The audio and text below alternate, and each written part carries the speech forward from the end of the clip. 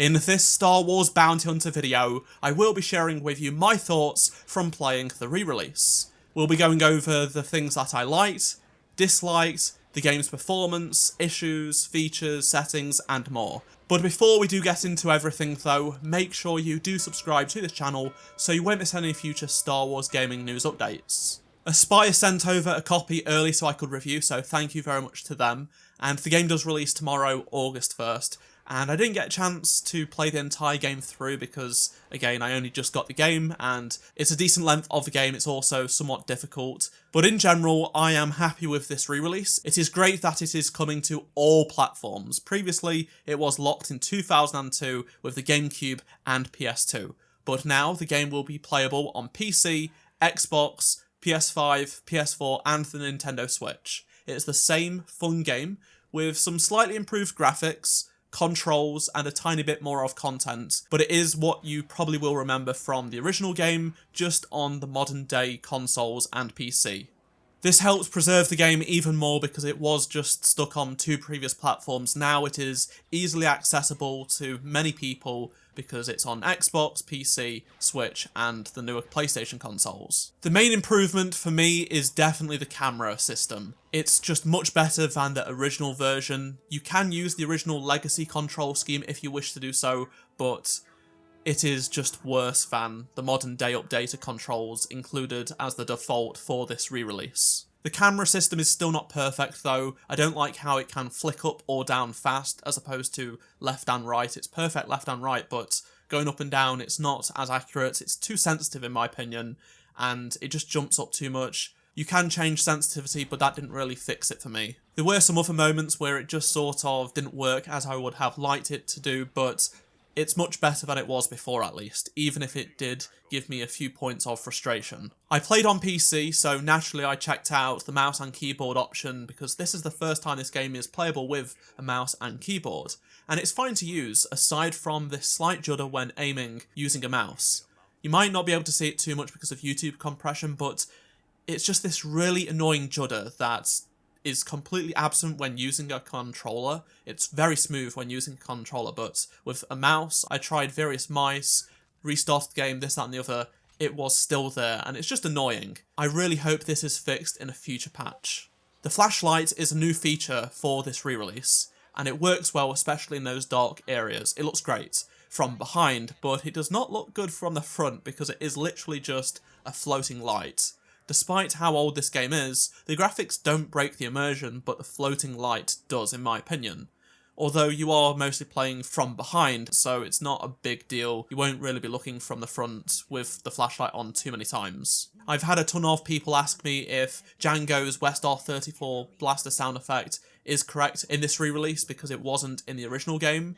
Unfortunately, I have to tell you that that has not changed. It's still the original sound effect, so it's not the iconic proper WestR34 sound.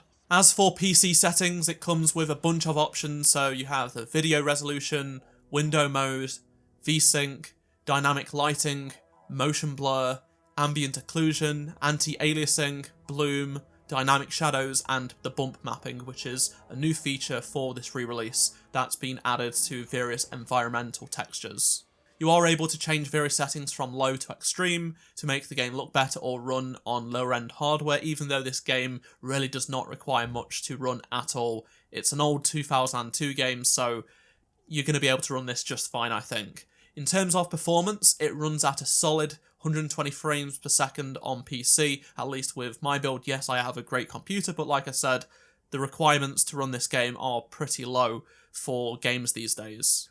I did notice some frame drops in cutscenes, but it wasn't a big deal. It was still above 60 frames per second, but for the gameplay side of things, it was rock solid at 120 frames per second. Even when there were a bunch of NPCs fighting me, firing weapons, visual effects, things like that, I didn't notice any frame drops, so it's pretty nice and smooth in that department, and I played on maximum settings at 1440p. There is no FPS cap setting in the menu, so you can't choose 60, 120 or more. It just defaults to 120 when you play the game on PC. In terms of the upscaling that has been done for this re-release, because it now runs at up to 4K resolution, it does not look as bad as the Battlefront Classic collection. There were a few textures I noticed colour banding on, but it did not stick out to me as much as, say, the Battlefront Classic Collection.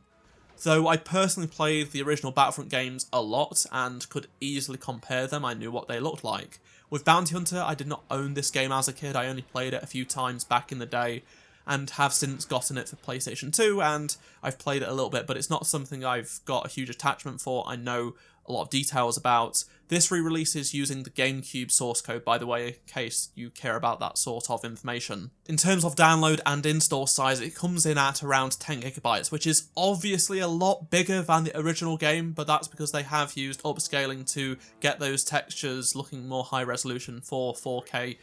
And like I said, it's not as bad as the Battlefront Classic Collection in my opinion. Based on the limited amount of time I've had to check out this game, I have tried different levels and things like that. It mostly looks fine. I think the difference is, because this is a slightly older game, there is a lot less detail in the textures and stuff like that, whereas with the Battlefront Classic Collection there was a bunch of detail lost. In terms of the bonus items, you can still enter cheat codes to unlock various things. They've also added new cheat codes to unlock specific missions and chapters. There is no keyboard typing, which is a bit annoying. I thought they'd have added that to the PC version, so you still have to manually select letter by letter with a controller or keyboard. You are able to unlock this Marvel comic book, the Jango Fett Open Seasons Issue 2, 56 pages worth, 23 Wizards of the Coast trading card game cards to take a look at, all themed around Jango Fett inside of Attack of the Clones.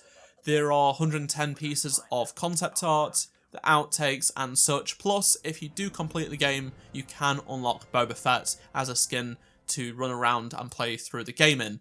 Now, I did use a cheat code to complete the game basically, to check out the various missions so I could actually have a look at the various ones without, you know, spending too much time doing it, and I could not get the Boba skin to work. It says you need to go to the gameplay options menu, and it was not in there, maybe because if you use a cheat code, it does give you this message, but you actually don't unlock it, you do have to go through the game manually. That's entirely possible, or maybe it's just a pre-release bug, I'm not 100% sure. Lastly, there are achievements and trophies for this re-release, and a bunch of them are pretty easy. You can get loads of them in the first level, to be honest. There are some fun names, which is always nice to get, but then there are also a bunch of achievements, quite a few of them, that do take a bit of grinding. So, for example, earn 300,000 credits and stuff like that. But honestly, it's pretty fun to see all of these. There are some great names, and I know people will really be happy with a bunch of achievements to earn in this game, because the original game did not have such a thing. The re-release comes out tomorrow, August 1st, and if you pre-order it, you do get a 10% discount. It's less than $20 on release anyway. So far it's only digital, but hopefully they do a physical release in the future. Let me know down in the comment section below your thoughts on anything I've talked about in this video, and if you enjoyed this video, please do drop a like to help support the channel, subscribe so you don't miss any future news updates on Star Wars games, and if you did miss any of my previous videos, click on the playlist on screen right now, and I shall see you in my next video. Goodbye.